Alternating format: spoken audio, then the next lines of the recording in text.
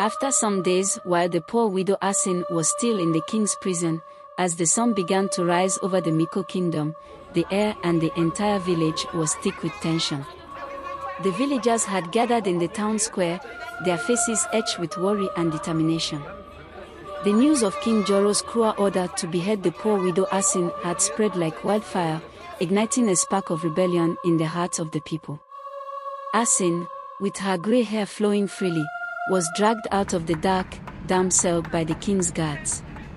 Her eyes, though weary, held a glimmer of hope as she saw the crowd that had assembled. The villagers, armed with nothing but their voices and their courage, began to chant, "Justice for ASIN. Down with the tyrant."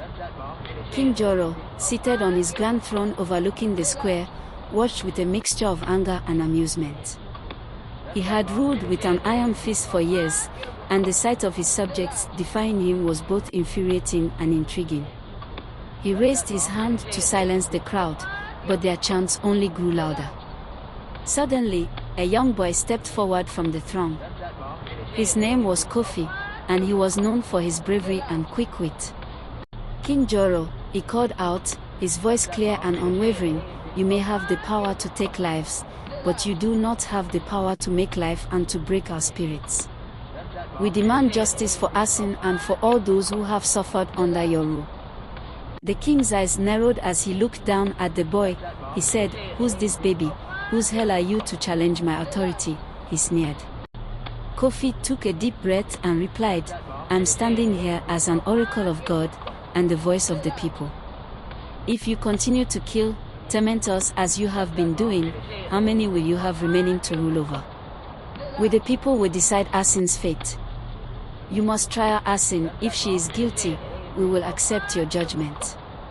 But if she is innocent, you must set her free and listen to our grievances, or else we all will leave this village for you alone." The crowd erupted in cheers, and even the guards seemed taken aback by the boy's boldness. King Joro, sensing the tide turning against him, reluctantly agreed. "Very well," he said, "but know this, if she is found guilty, there will be no mercy." The trial was set for the next day, and the villagers spent the night preparing their case.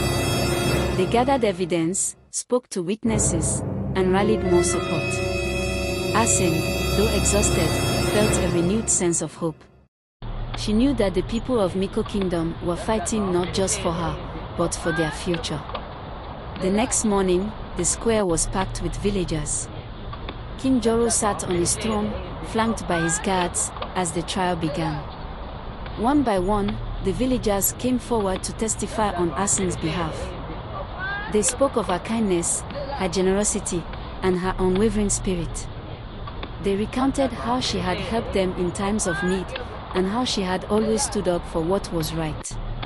As the testimonies continued, it became clear that ASIN was not just an innocent woman, but a symbol of the people's resilience. King Joro, realizing that he was losing control, tried to interrupt, but the villagers would not be silenced. Finally, it was Kofi's turn to speak. He stood before the king and the crowd, his voice steady and strong. "ASIN is not guilty of any crime," he declared. "The only crime here is the tyranny of King Joro. We, the people of Meko Kingdom, demand justice and freedom." The crowd erupted in applause, but King Joro insisted to imprison ASIN till she died. This is serious. Join me in another episode to really know the way forward for the freedom of ASIN.